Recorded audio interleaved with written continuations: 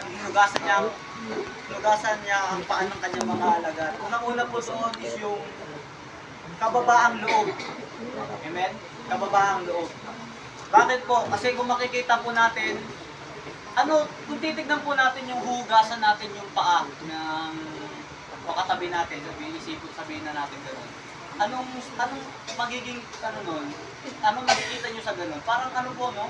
Parang ikaw yung mababa, no? Parang hugasan ko yung paa mo. Sino ka ba? Parang ganun yung dating eh, di ba? Ano karapatan mo hugasan yung paa? Hugasan ko yung paa mo.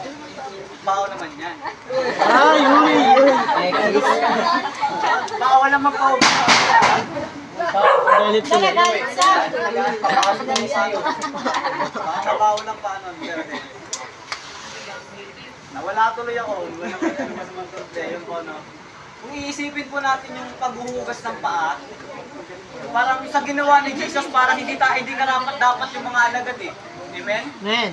Hindi karapat dapat kasi imagine nyo, si Jesus yung naghugas ng paa nila, which is dapat sila ang maghugas kay Jesus kasi si Jesus ang Panginoon nila.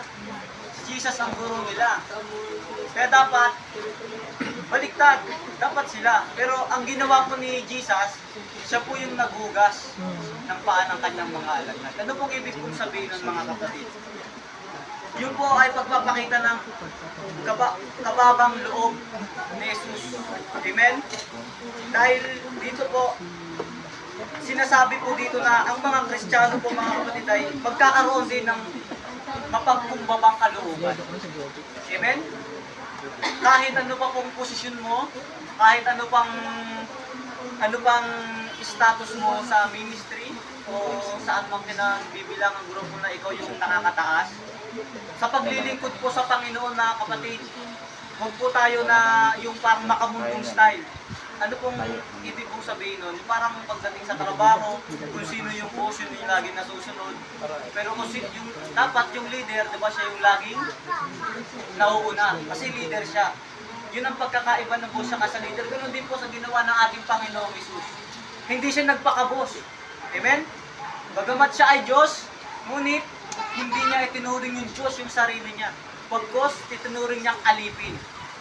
Natulad natin. Kumbaga naging halimbawa, guro. Amen? Para maipakita mga kapatid sa atin yung pagiging isang tunay na leader.